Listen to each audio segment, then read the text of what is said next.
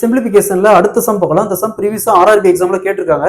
Root of 1024 into 40 plus 20 square plus 9600 0.5% plus 469 is equal question mark power 3 என்னன்னு கேட்டிருக்காங்க. இந்த இடத்துல என்ன வரும்னு கேட்டிருக்காங்க.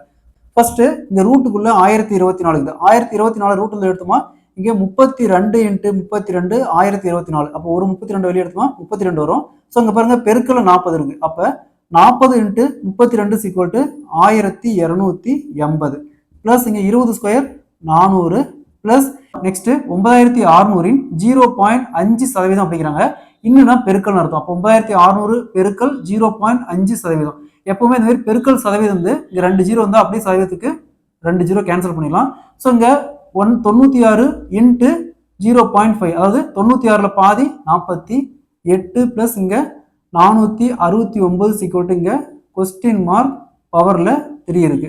Next 1280 plus 400 plus 48 plus 469 is equal to 2197 is equal to question power 3. Next இங்க 2197 இருக்குது. இங்க பவர்ல 3 இருக்கு. இந்த 2197 13 பவர் 3 ரைட் பண்ணலாம் ஈக்குவல் டு இந்த கொஸ்டின் பவர் 3.